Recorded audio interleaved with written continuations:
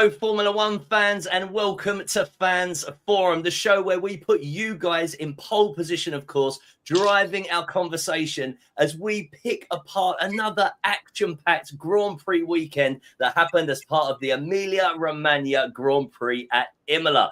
And what a Grand Prix it was. Max reigning on top once again, a double celebration for Red Bull, and the Ferrari Scuderia. Whoa! Just about getting a somewhat positive result, courtesy of a couple of safety cars. But listen, we're going to delve into all of that with myself and my VIP co-host, but we are nothing without you guys as well. So as much as possible, we want to see those familiar faces back in the chat box again, like our unofficial co-host, Gary, who's in there. So thanks for joining us once again, Gaz. We can't wait for your opinions on the weekend. And the man I've got alongside me tonight, none other than the man who labels himself the deluded Ferrari fan. It is Mr. Zaniolo. Zane, it's good to have you back, buddy. Of course, we had to do it. It's 7 Grand Prix now, and we needed to get your opinions on the Tifosi and what they're saying about the second coming after the first coming that is Charles Leclerc, of course, Lewis Hamilton. How are you, first and foremost, buddy? Yes, all very good, thank you. I suppose after this weekend, in better spirits than I was compared to the past couple of months. But yeah, it's great to be back. Yeah, buddy. I mean, we've got to start with your guys. I wasn't going to because I like to usually do it and do a big celebration on who won the race, but we've got you and we're going to take a deep dive into the Scuderia, most importantly. But let's go for the season overview first and foremost. So for the first 7 races, Zane, what have you made and what's going on? Are you happy? Are you about right? Or are you a bit down in the depths? I mean, I've seen your TikTok, but for those that haven't, tell us your headspace currently. Yeah, I think going into the season, I feel like all Ferrari fans have got like a little bit of delusion, like a healthy amount. You're thinking like, yeah, this year's going to be a good year. We're going to turn things around. And it just nothing really went our way for the first couple of races. Apart from, I suppose, you get the odd sprint races where you thought, okay, we're back. But yeah, pure delusion. This weekend, however, it was great to see like a positive Sunday. I think I woke up on Sunday morning. I didn't even bother checking what time the race was. I was thinking, I'm scared to watch it. It's going to be a tough watch. But I'm glad I watched it from the beginning to the end because compared to the Saturday where we qualified, great result. Yeah, let's pull it back then, Zane. So before we get into the race, and Gary is in there saying, look, he did call a podium for Ferrari. Gary, a big Lewis Hamilton fan. He was so close, Lewis. He wasn't close to the podium positions in a sense of time-wise, but I mean, he almost made it onto the podium with a P4. But Zane, what's going on with that car? There was a whole host of upgrades that come, and admittedly, pretty much everyone brought upgrades, so it means everyone's moving forwards. But for you, how is the understanding of how that car performs? Yeah, I think it's a very tough one. Like even coming into this weekend, I know he was having issues with the braking, and I've seen the braking upgrades as we thought they would be. I was getting a bit positive about it, but then when you hear that they're saying how heavy it was, really wasn't comfortable. It's always a little bit disheartening, especially when you know that like the rest of the grid are doing upgrades and they're actually upgrading the cars as well. However, I think the thing is with upgrades, it's sort of like, how can I say, sort of like every time that you bring that up, that you bring an upgrade, there's always so much to learn from it as well. So let's say next weekend we might come to terms with these like new brakes or like another upgrade that we've put into place. And I think it's not so much the upgrades themselves, but how the drivers and the team get around about learning about them as well. So watch the space, maybe. And what did you make of, I mean, Lewis, again, it was after FP1 or FP2, just saying, look, we've made the tiniest changes and it's gone somewhere we didn't expect the car to go. Lewis seems to be really off script with regards to team promotion and announcement, shall we say? Yeah, maybe it's like a whole strategy that they're doing. Maybe they're trying to like, not set our expectations that high so we don't get too upset afterwards. That's the only explanation I can give. Because he's always been very good in terms of PR, I suppose, Lewis Hamilton. He's always kept things, under covers. He hasn't revealed too much. But I think this year with Ferrari, he's been very open. And as a fan, it's great to see, to be honest. Yeah, and I've read today actually Charles Leclerc even saying Saturday performance unacceptable. You know, it's for a driver. I shouldn't have to rescue my race weekend. So both of them are very much pointing the finger at car performance rather than their own now. Yeah. So does that put a man like Fred Vasseur under pressure then, do we think? I think naturally it does, to be honest with you. When it comes to, if there's an issue with the car, I suppose you're not looking at the drivers as much.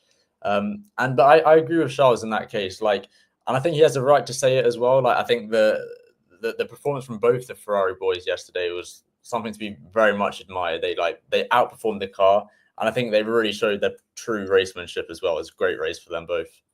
A hat tip to the Ferrari team, though, from a strategic sense, because they did the alternate strategies on race day, didn't they? With one starting on the medium, one starting on the hard, which meant it then gave them options. And I think perhaps even Charles Leclerc's reaction afterwards might have been the frustration that he was on the seemingly weaker tyre towards the end of the race. But what did you make of that decision at the start of the race, Zane? Were you surprised, or were you like, okay, let's see? Did it feel like, oh my God, once again, they don't know what they're doing? Or was it like, okay, let's see what they're going to do? Yeah, he came in very early, didn't he? Very early. Yeah, was it lap 11, I think, Charles Leclerc? Like that, yeah. Yeah. I think it was a bit of a funny because, I mean, whenever Ferrari do something like this, they're either gonna pull it off and it's gonna be like the best strategic call of the entire race, or it's gonna be something that everyone's gonna be crying about later on down the line. And I suppose with everyone in the race with the safety car, that mixed everything up a little bit anyway. So I suppose we couldn't really tell right from the beginning how things would end up. Well, yeah, there was a lot of jeopardy, really, wasn't there, with the virtual safety car, the full safety car, and then we've got to talk about this new compound of tyre that was used that I think it caught everyone by surprise. And you know what? It actually got me thinking that maybe the future of F1 at one stage, they might just say, we're not going to tell you what tyres there are until you get their race weekend, because look what it did. I mean, the estimation for the tyre was the window for the medium was supposed to be about lap 19. And like we just said, Charles Leclerc coming in on lap 11. So that tyre being eaten through a lot quicker. But another thing as well, talking about the Ferrari car, it really seemed to come to life, both drivers in the second stint, didn't it? What did you make of that? I saw my friend and he was even joking to me yesterday saying, I feel like that Ferrari engine just takes a little while to get going. Yeah. Yeah, no, it did seem like that, didn't it? Like, even at the beginning of the race, I was thinking like, oh, you could just tell that we're lacking pace a little bit. I don't know what happened in that second stint, but, something really kicked into gear and we were looking very strong, putting a lot of challenges as well, especially in a track that's like, in theory, so difficult to overtake on. I think, there was a lot of power behind that Ferrari, especially in that second stint.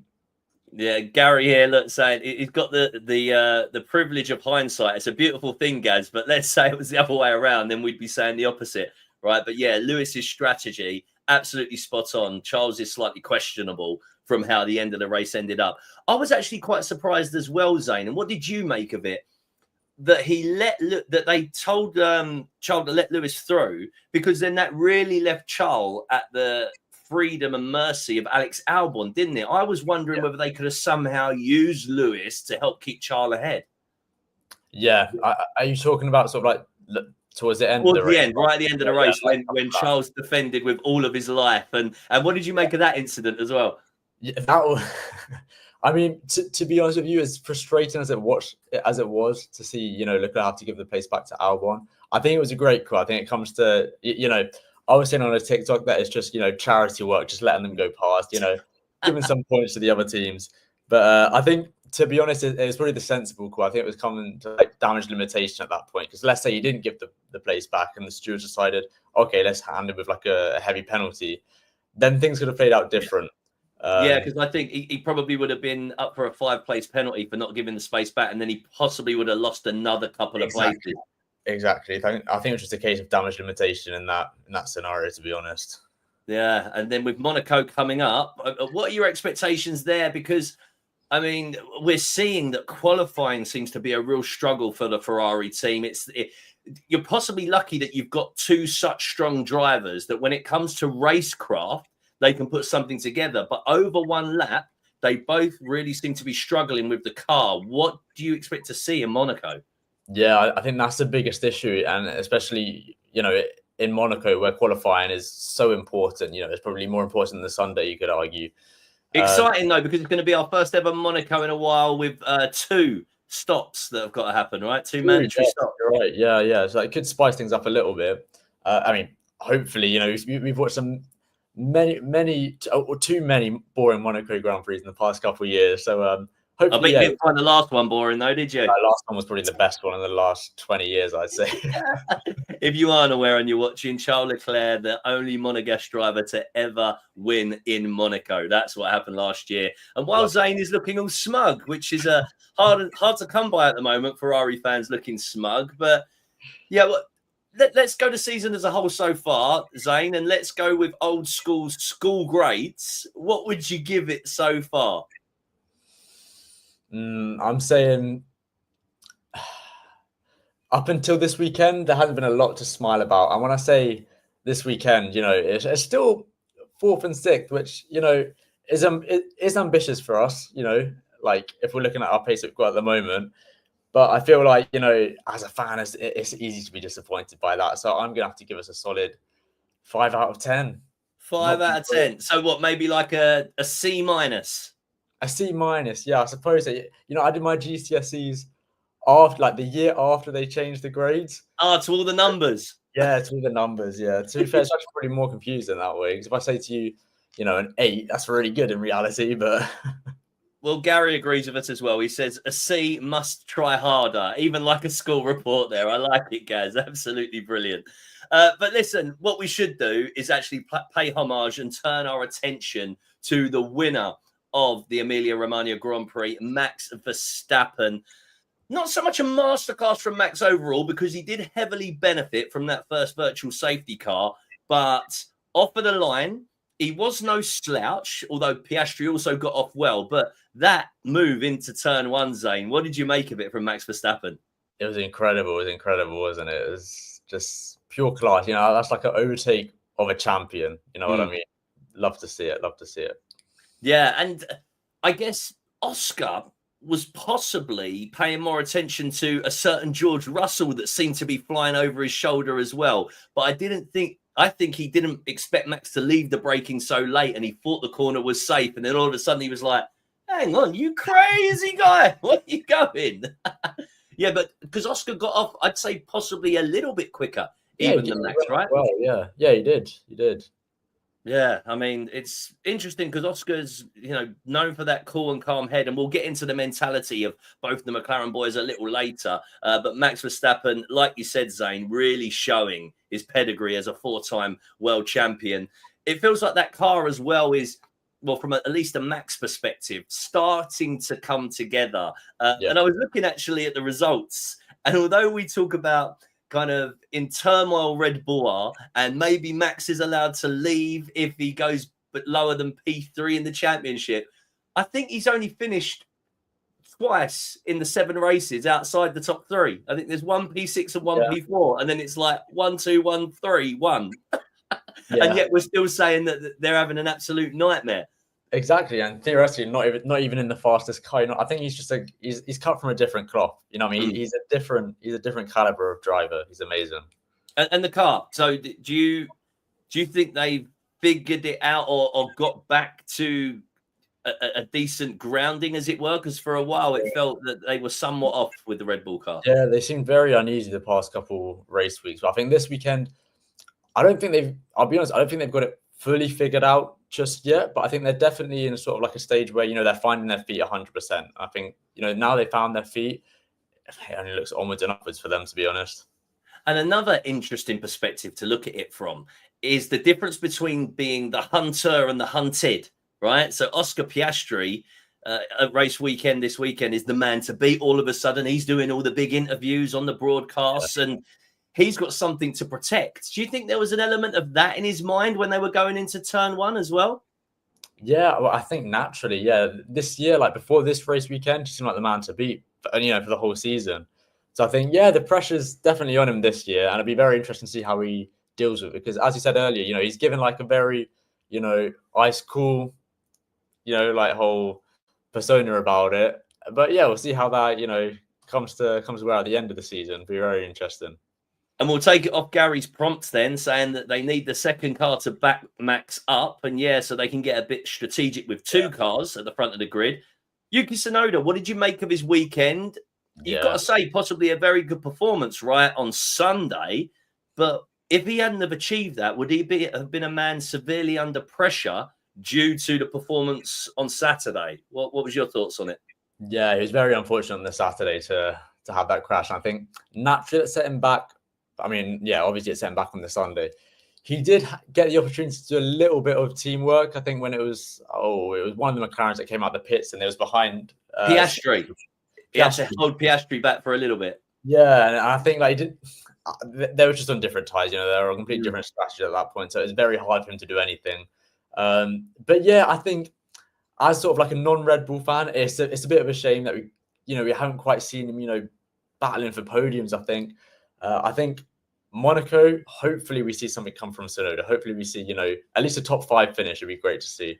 Yeah, I think that makes it, is it 2 back-to-back P10s for him at the very least? And I mean, is that also saying something though, that the bar is that low in the second Red Bull seat that we're saying, oh, well, you know what? He's got a point in the last 2 races. Yeah. And so that's because, in your opinion, is it the car then more that is the issue than whoever's in that driver's seat?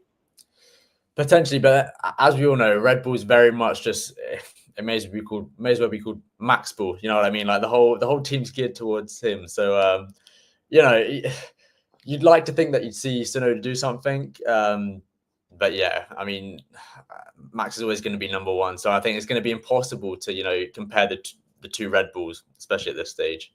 Yeah, and a shout out as well, Gary, saying kudos to the Red Bull team turning that car around after Yuki's shunt in Q1, and also the Alpine team for Franco Colapinto and the big incident that he had as well.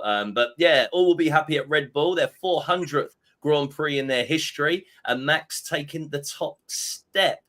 But let's talk about the championship leaders now, Zane. So McLaren, Oscar Piastri leading the Drivers' Championship as well, but now by only 13 points from his teammate Lando Norris. But Piastri, would you say perhaps licking his wounds this weekend to go from pole position to only finish 3rd on the podium? How do you think he'll analyse the weekend, Oscar Piastri?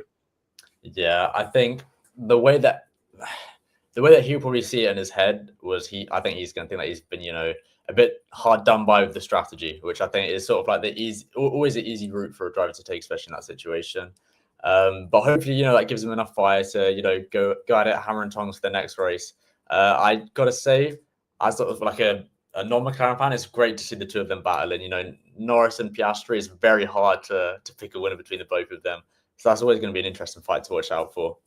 Yeah, so we got our first kind of tasty bit of action where I know we watched the broadcast on a delay and that there might have been a radio call, or perhaps there wasn't, I don't know, but we got to see them go head to head, fair and square. And I know Zach Brown talks about how fun it would be to see his 2 cars battling, but do you think secretly his heart was slightly in his mouth? Yeah, 100%, especially, with the battle of Verstappen, if the Red Bulls really, getting up to the top of the grid as it's seeming to be. Yeah, 100%. I think for him, a double DNF would be very, very costly. But again, it possibly as well from Oscar's perspective, he's got a championship lead to protect now, right? And so even if you go back to that turn 1 incident, if he goes out the race and Max goes out the race and Lando wins it, then all of a sudden Lando's right behind him again. So there's got to be a mental strategic element going on with Piastri now as well, with something to actually defend. Exactly. But Lando Norris as well. What did you make of his weekend? Again, qualifying, and he has come out and said that looking at the finer details, qualifying is where he doesn't quite feel as comfortable in the car as Grand Prix in the race, but he managed to pull it back and get a P2. So would you say it's a successful weekend for Lando? Yeah, 100%. As you said, maybe the qualifying, it did seem like he had a couple of issues, especially with the car that he had. But saying that in general, I don't think his qualifying pace in general is ever that bad. It's always happened, especially like if you remember last season as well. He got a lot of pole positions and, just didn't get the best, start to the race. But I think, it's a long season. We're only just like 30% the way through or something. So it'll be very fun to see, where, how his pole positions will do, from now going onwards, and if they'll convert to victories as well. I suppose it's the most important thing. Yeah, talking about mentality, Gary is saying that he still feels that Lando's beating himself up a little bit at times. I don't know if either you, Gaz, or Zane saw the little clip with Lando, and they was talking to him on the Sunday before the race about how he was going to approach it. And I don't know if he's working with a mental coach, but publicly he made the right noises in a sense of, he said he was just going to have some fun and enjoy some overtakes. But again, that's the difference between the hunter and the hunted, isn't it, Zane? What do you make of the difference between the two mentalities of the McLaren boys? And just to say, like, a quote from Oscar Piastri that was before the race, talking about Max Verstappen, and he said, well, listen, if I get a good start, I don't need to worry about what Max is doing. So, it almost shows you the two different characters, doesn't it? Yeah, exactly. I think Piastri's at the point where he's realised that he's always got something to lose, if you like. He's got the championship battle to lose. And it's not just a 2-horse race either. He's got pressure coming from everywhere. But yeah, and I think it's a good mentality for Norris to adapt to as well. I think especially last year with the whole Verstappen battle, there was a lot of pressure on it. I think you could even argue that it was very media forced as well. The whole battle between him and Verstappen.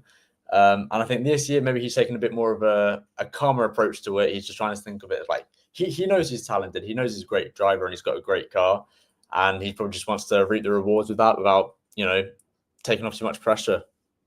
Yeah, Jack Villeneuve as well, I saw mentioned saying he feels that Lando puts too much on him. But aren't we a society now that probably feels that it's safer to do that? And Lando has come out and said, look, this is who I am. This is how I'm going to be. And if I'm to win the championship, this is the way that I'll do it. Even that, what did you make of those kind of quotes that are coming out of his mouth? Yeah, it's almost very Verstappen-esque, isn't it? I think he's sort of like maybe trying to adapt that, champion mentality where it's sort of like he doesn't care about the other people. He trusts his instincts. He trusts his, his talents in the car that he's sat in.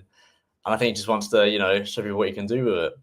Yeah, very much agree. But listen, let me ask you the question. I won't say to win the championship, but out of the two McLaren drivers, who finishes higher in the championship at the end of this season? I put my money on Piastri, to be honest with you. Because? I feel like his cool head approach, I see that's more credible. Okay, well, we will see. We don't know, but we will be watching with bated breath for another quick maths. Okay. How many more races? 17. 17 more races, I think it is.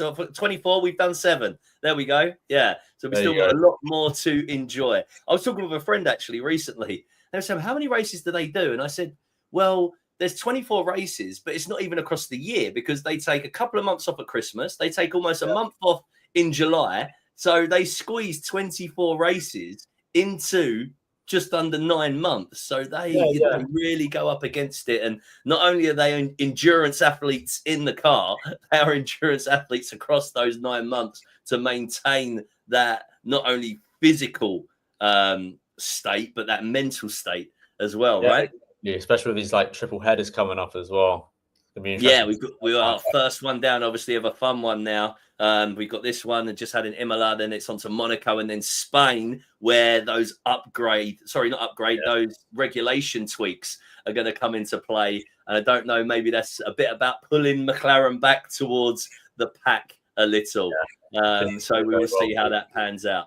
But listen, Zane, moving it forwards, I want to discuss possibly the team who have outperformed themselves this season. Williams Racing. What have you made of what's been going on at Williams Racing this year? Their best start for a decade. They've now got a hat trick of double points finishes in the last 3 races. Jeddah, Miami, and now Imola. Carlos Sainz was playing it down at the beginning of this season, saying don't expect podiums. But a certain Alex Albon was in the fight for a podium in this race, wasn't he? Of course.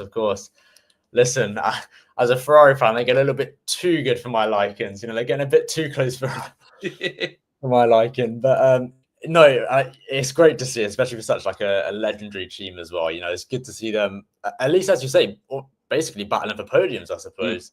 And I think everything just fallen into place for them, to be honest with you. You know, with Vals and, you know, they've got a great driver lineup, probably the best one that they've had in God knows how many years. And to be honest, yeah, I'm glad. And they're two likable drivers as well, both definitely very talented. And yeah, I think it's also, they've also been fairly consistent as well in terms of, you know, race by race, but also the quality and also converting that into the races as well. I think there's a bit of a difference. I've noticed that Carlos Sainz, his, you know, race results tend to be lower than his quality. I think his average is maybe like 12 or something, but he's still qualifying well. Albon, on the other hand, I think it's the opposite. He's actually, you know, finishing in the race better than he's qualifying. So, you know, they're a very fun team to watch. I think in a good couple of years, we're going to be looking back at this year and thinking, okay, that's when things turned around for Williams. So tell me, as a Ferrari fan, how does it feel to watch your beloved Carlos Sainz in the blue of Williams and now beginning, like you said, to almost really get his feet under the table and get comfortable? He's out qualified Alex Albon in the last 4 races, and he said we're not going to see the best of him this year, but he feels like he's slowly but surely getting there. How does that feel as a Ferrari fan? It stings a little bit. It stings a little, especially in a couple of races this year where he's out-qualified Hamilton as well. That's always a little bit tough to watch. But to be honest, I'm happy for him. I've always loved him as a driver. So it's good that he's, you know, he's found a home away from Ferrari, and I can only wish good things for him. He deserves it. Now, of course, they're a great driver pairing, but they might possibly be on slightly different trajectories for their career, in a sense of Carlos is 31, I think, and Alex is still a couple of years younger. Alex Albon performing really well in that Williams.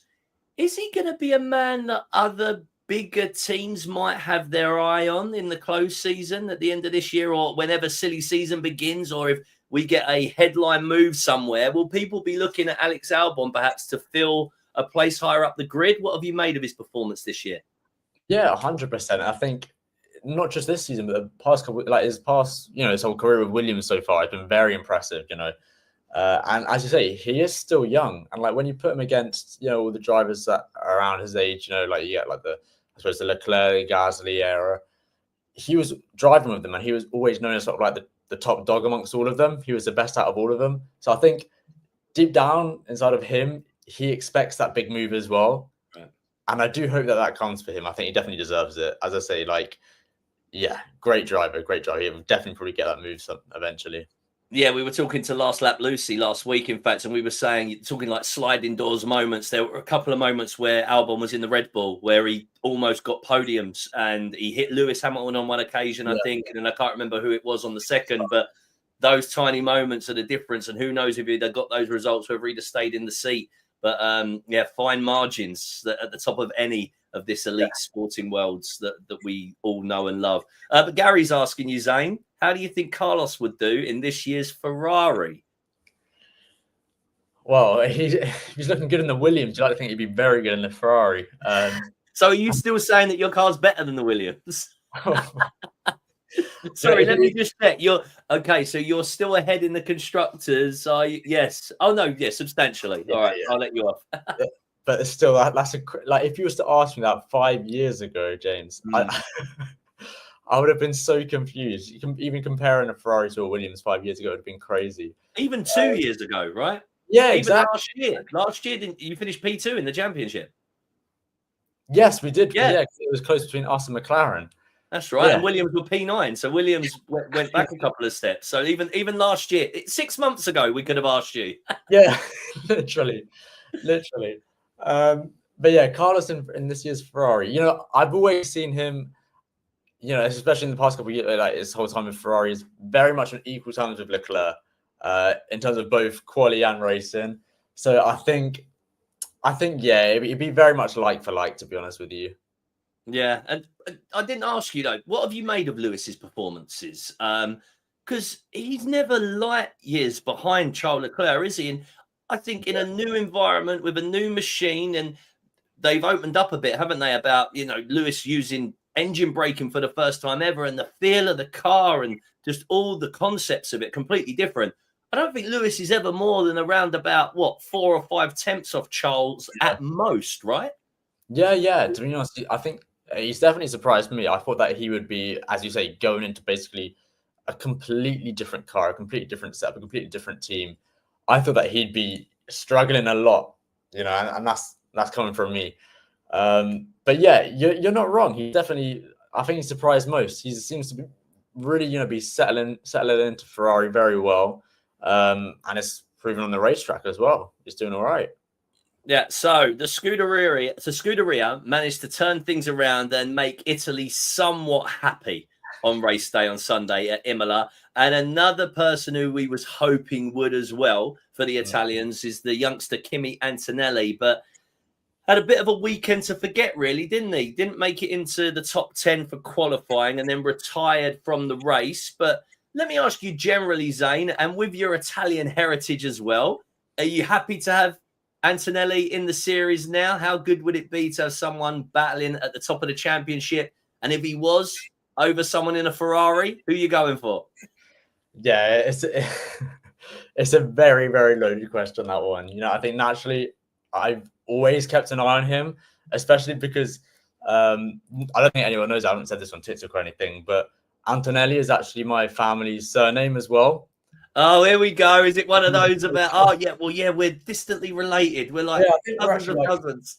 Third removed cousins or something like that. But yeah, no, it's great. It's great to see an Italian on the track. I think the last one we had before him was Giovinazzi. Different driver, I suppose you could say, different caliber. But yeah, it's very exciting as well. Like, it's still crazy to see, just to think how young he is as well. Like, he makes me feel old, which I really don't like that feeling. And just even watching the whole, I don't know if you've seen on Netflix, they've done the documentary, The Seat. Yeah. It just seems like just a standard 16-year-old that's come out of school. Somewhat composed though at the same time, right? If you think about I think about what I was doing at 16 and how I was conducting myself and the way I would be able to coherently talk even. And, he's a very grounded young man, it seems, and got a lovely family around him, which I think will be important. Yeah, very much so. He's a very likable character, as you say. Yeah, very mature for a 16-year-old back then. But yeah, very exciting. I'm really curious to see how his future will pan out.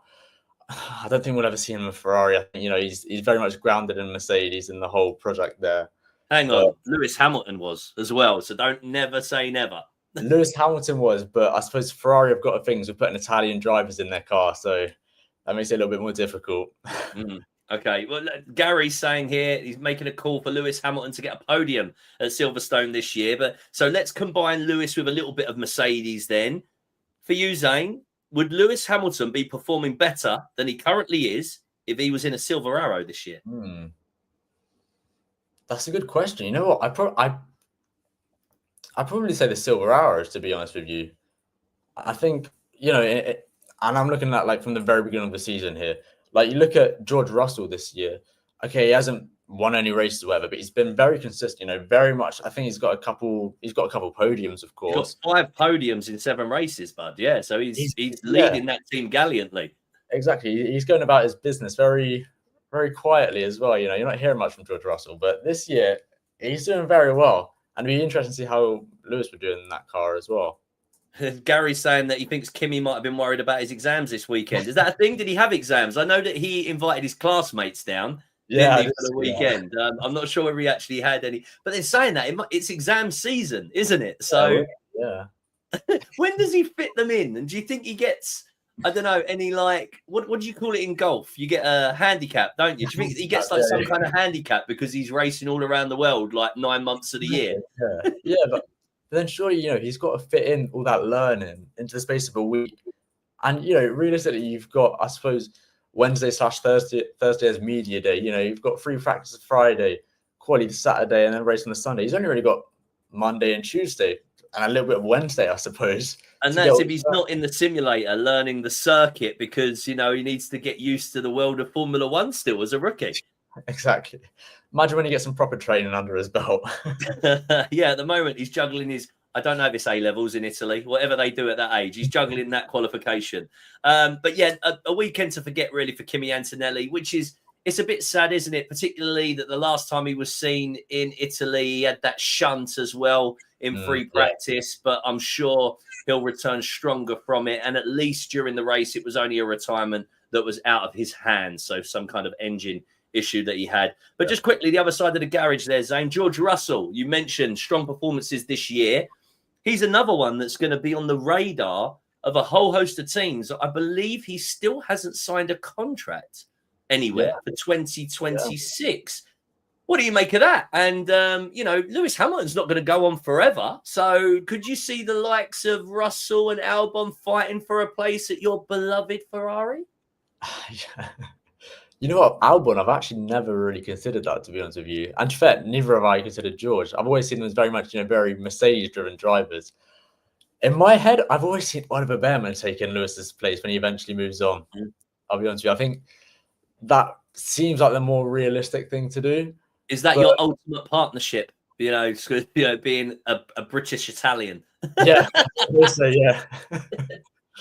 But yeah, no, I think it'd be interesting to see Russell somewhere else. And I know he's, it seems like he's only just got that move to Mercedes, but I think now that he's taken up sort of like the more leadership role there, I think we'd like to see him a little bit, show us what he can do in like the Mercedes as a team leader, I suppose, before he moves on.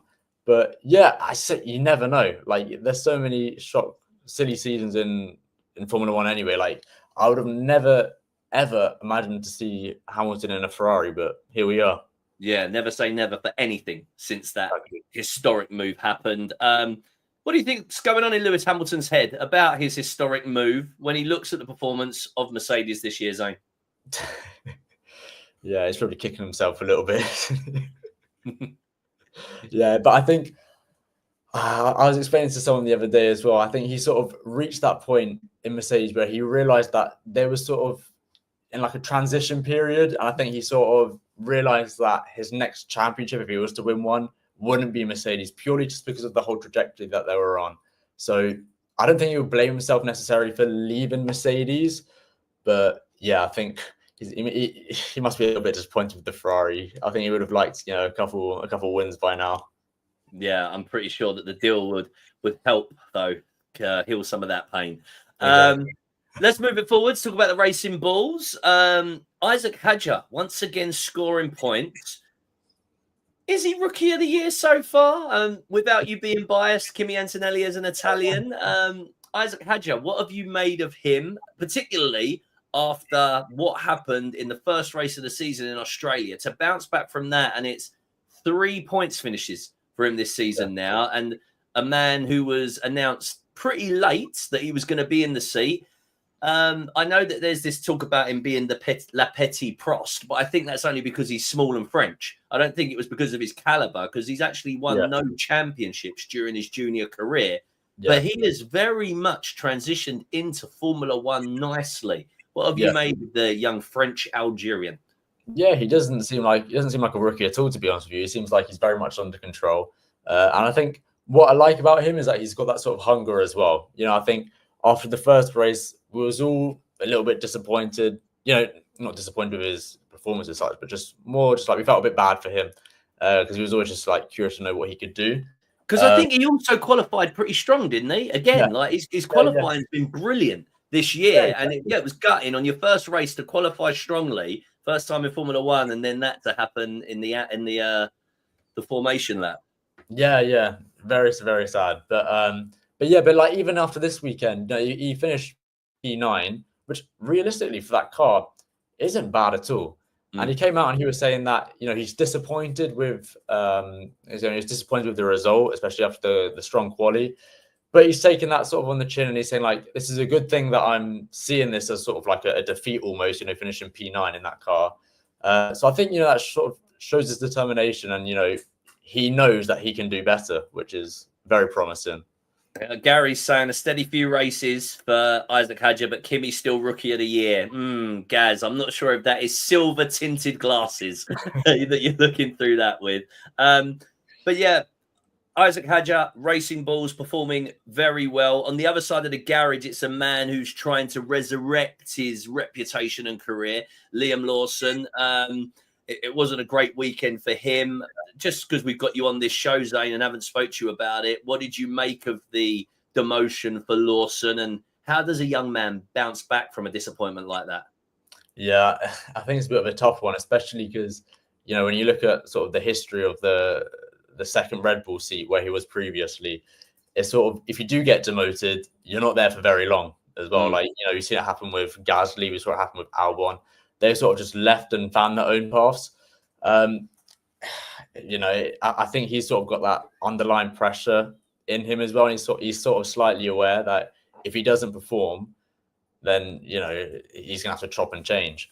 So, yeah, I think he's very much aware of that. And he's sort of just like in the stage where he's trying to prove himself as much as he can. But also, things just don't seem to be going right for him, I suppose. Yeah, I'm just trying to... So how did it play out? He jumped in for Ricciardo, didn't he, in 2023? Yeah. And then 2024 replaced Ricciardo halfway through. So it's interesting that Lawson's come back to that Racing Bull seat, and he's not really competing with Hadjar at the moment, is he? Like, Hadjar's out-qualified him 4-1. I know there's a mental aspect of it, but you'd expect Lawson to be pretty comfortable there. And he's got to show that he's up to scratch, at least with a rookie, doesn't he? Yeah, exactly. You know, it makes it hard to defend him always, which is, you know, it sounds like a horrible thing to say. But yeah, he's just really not been on it since he's come back. I'm not sure what's happened there. Gary saying he'll struggle to keep his seat at the end of the season. Would you agree? Yeah, which is crazy to say also, because like even when he did replace Ricciardo, as hard as it was to, you know, to admit as someone that loves Ricciardo, it just didn't make sense. It just really made sense as a move. Like, he seemed like such a strong driver. His first couple of races actually were decent. Even when he stepped in for Ricciardo, I think was it in Monza? Yeah, it was in Monza. That's right. And it was after qualifying, I think, as well. So I think literally he had no time in the car, and they were happy because he got the car around the circuit comfortably. Exactly. And even when he did test for Red Bull as well, I remember that everyone saying how he's, you know, like almost comparable to Verstappen. So he's even very much like a loose cannon, you know what I mean? Yeah, let's move it forwards then, Zane, and talk about Aston Martin. So I think Aston, you'd possibly say, were the unluckiest team across the weekend, right? I mean, they qualified well with an alternative strategy, utilising the medium tyre in Q2, which was great thinking. And, you know, a lot of people realised that I'm trying to get it the right way around. C6, was it the C6 tyre? Yeah. It was, which I don't understand. So a couple of years ago, they had the C0. Why have they decided now 6 rather than 0? Just like, is this the season we had C0 or C6? It's C6, yeah. So the C6 tyre, wasn't going to last. Well, it did last all the quali, but you literally got one hot lap with it, and that was it. So they used the medium tyre so they could stay out longer and do 2 flying laps. Got both cars into Q3. Fantastic performance.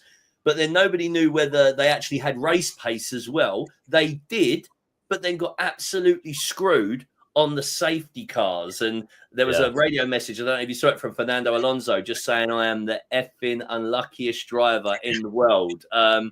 But if we try and look at it positively, do we think that maybe they could begin to bounce back now? That upgrade package, perhaps they've got some experts who have come in recently to overlook this year's car because of the previous performances? Yeah, I think definitely that in terms of the car and performance, that they've got to be on their way up. You know, after this weekend, especially as you said, like it wasn't just the qualifying, but they actually had race pace on the Sunday as well, which I think surprised a lot of people. You know, it's very promising. It'll be very good to see like how they do the next couple of races with this triple header coming up. Alonso in Spain will be a great watch as well.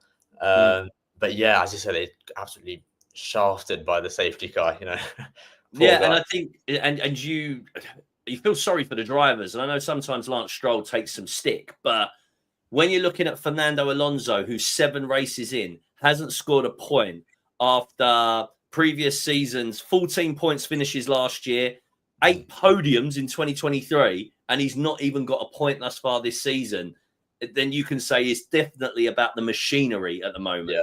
Yeah. But would you say that rather than any driver error as such? Yeah, I think up until this point of the season, 100%.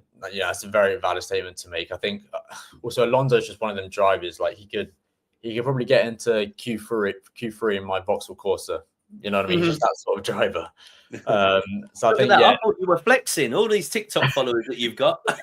No, don't worry. I share it with my sister as well. So no, listen, you're saving for a rainy day. I get it. Yeah. I leave I just use that just like on the weekend sort of thing. So yeah. So like you said, interesting for the rest of the season at Aston Martin. And let's just push it slightly further ahead. What are your expectations of them for 2026 with this like dream team that they're creating at Silverstone? Yeah, I suppose if they don't get, in the constructors, if they don't get to a P4 minimum, I think for them it's going to count as like a loss almost. Yeah, Gary's making a good point here about the Adrian Newey effect as well. And Andy Cowell did an interview and he said they're 95% on the 2026 car, but perhaps Newey's at least come in and looked at the car and gone, oh, no, yeah, what you need to do with that bit is this. And no, yeah, that bit, what we do at Red Bull is this. And ground effects. No, the magic of ground effects is X, Y, Z. He must have at least done that, right? Oh, 100%. It can't have been that difficult for him to. I don't think, if anything, he would have been able to resist. You know what I mean? He probably saw this machinery in front of him and thought, yeah, let me get my hands on this a little bit. Taking a look at Sauber, celebrating their 600 Grand Prix. Obviously, at the moment, going by the name of Kick Steak, and then turning into Audi next year. It wasn't a race to shout about, really. Hulkenberg is waiting for next season. And the young man, Bortoleto, what have you made of him so far? And it's a circuit where he's gone well previously in F2. And he out-qualified his teammate, but didn't have a good race, Bortoleto. What have you made of him so far this year? Yeah, I think for Stake in general this weekend, sort of just like it's sort of almost a race to forget. But so with the car that they've got, they can't expect too many great things. Bortoleto going into the season, I sort of had him as my rookie to watch purely just because of what he's got up to previously.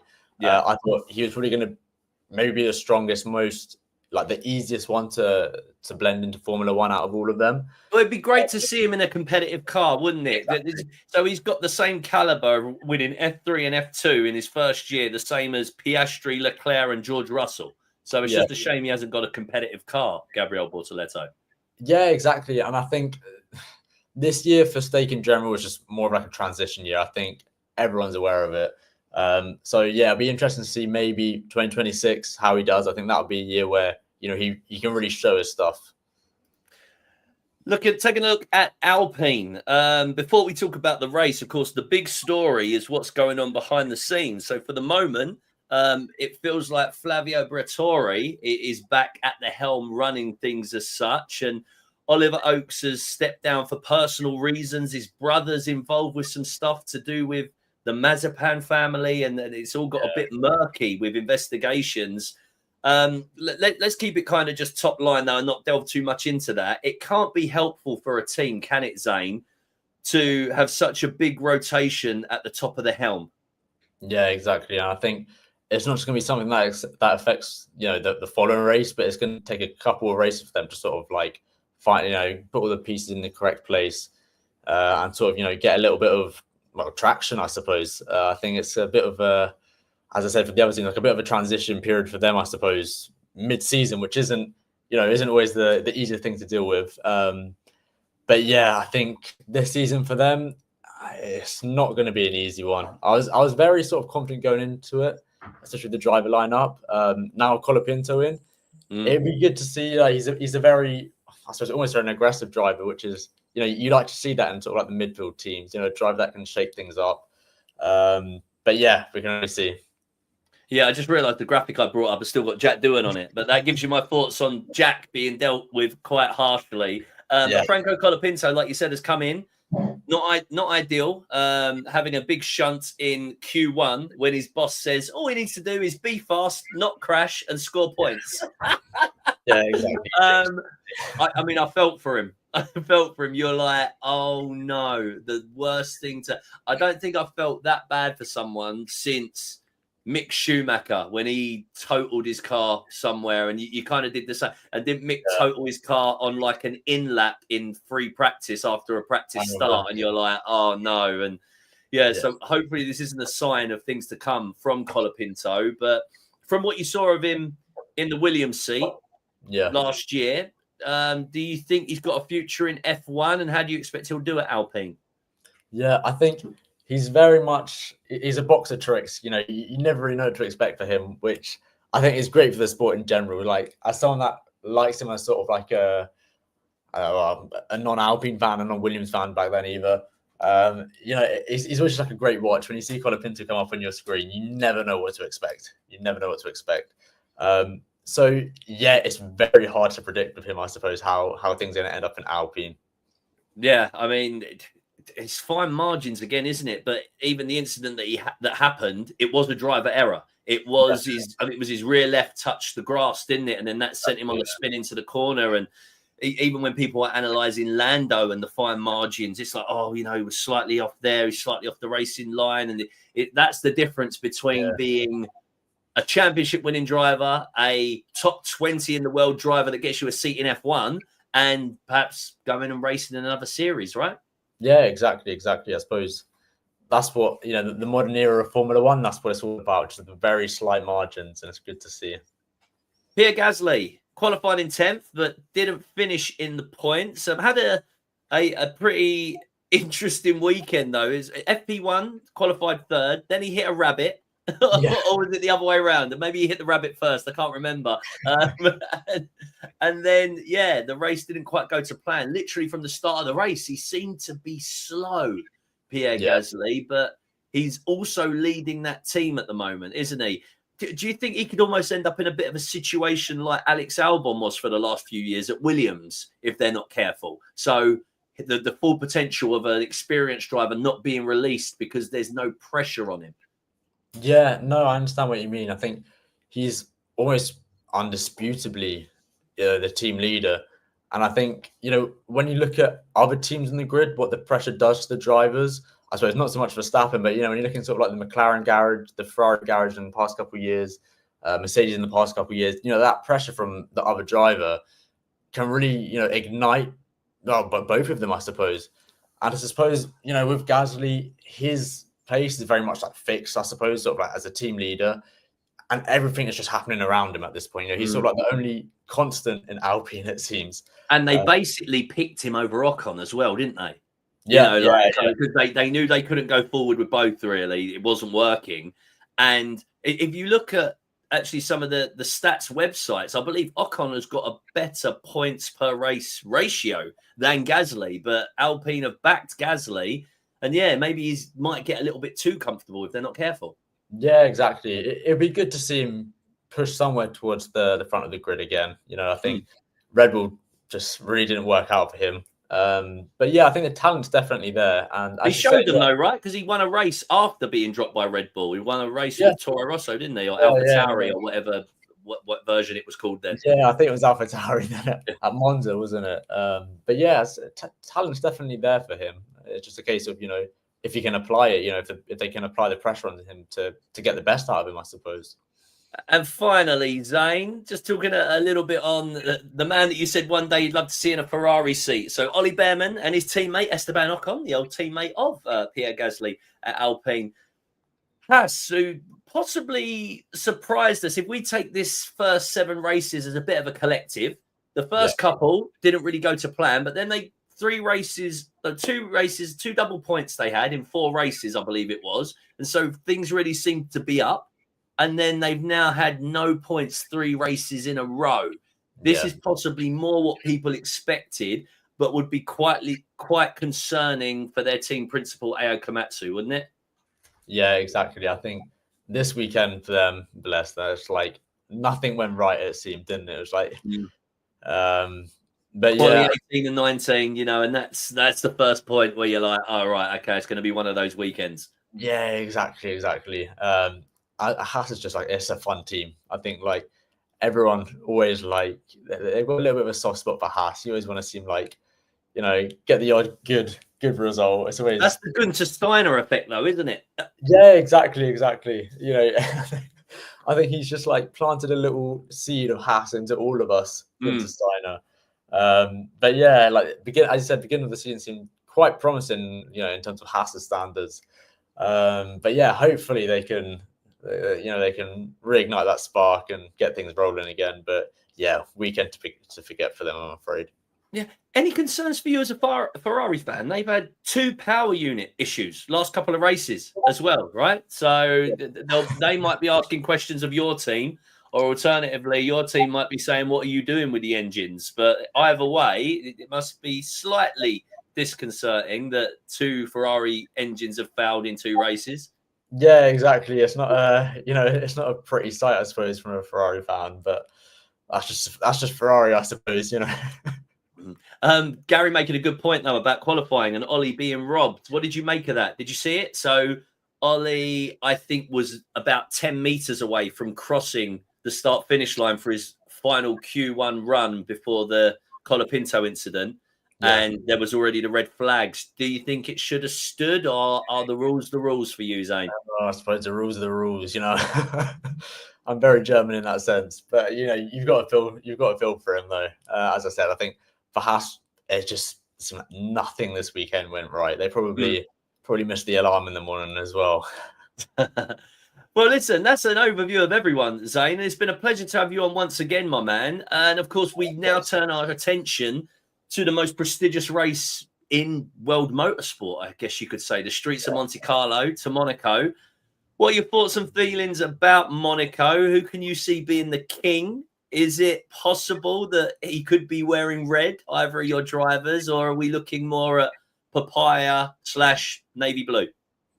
I think for me, it's got Verstappen written all over it.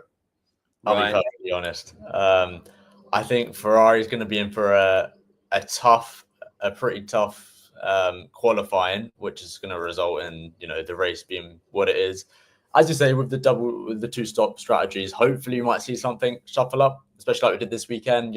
As we know in Monaco, a safety car can change everything as well. But yeah, if I was to put a bet on, if I was a betting man, I'd definitely say Verstappen.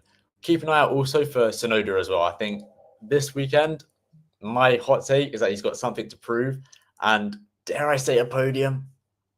Yeah, but come on. I mean, again, it's the margins and how much you're going to push. And somewhere like Monaco, if you push an inch in the wrong direction, it can be catastrophic. So don't miss qualifying. Anybody out there is one thing I would say as well, because I can imagine with 6 rookies on the grid, and I'm not saying just the rookies, and it will be a rookie, but I can see there being some defining incidents during qualifying that means people lose their fast laps, etc. And we could see repeats of the grid being a little bit all over the place in qualifying, which I don't know about you, Zane, but every Saturday I watch, I absolutely love it, because you've got 3 or 4 of the midfield team in the top 10, and that means the front of the starting grid on Sunday is the same kind of jeopardy, and you've got Ferraris trying to come through the middle and a Red Bull in Tsunoda. I like it because I'm a neutral. But what about yourself?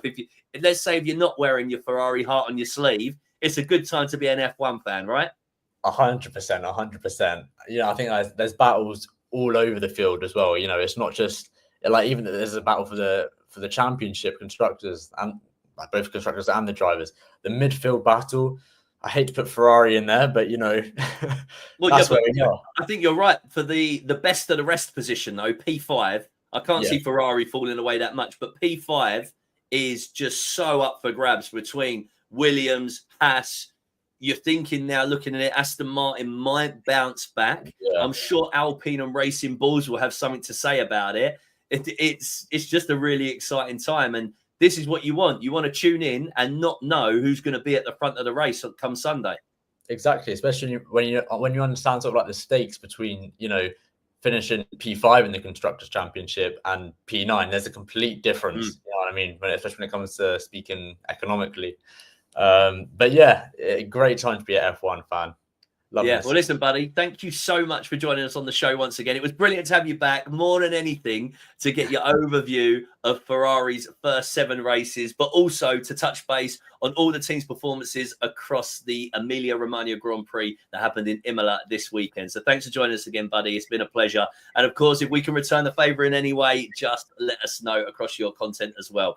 But you guys out there, thank you for joining us, whether you have watched it live as our man Gary. Thanks, Gaz, for joining in as always, or you're watching it on catch up and playing back, or maybe it's one of the snippets that you're watching across some of the socials. Thank you so much for joining us on the show. Please like, subscribe, and share our content, as it really, really helps us push forwards and we get more great influencers and content creators like our man Zane. If you're not following him already, head over across all the socials at zaniolo.f1. But for now, guys, we'll leave it there and we'll see you next Monday, the 26th of May, to review everything that happens in the streets of Monte Carlo. Until then, take care.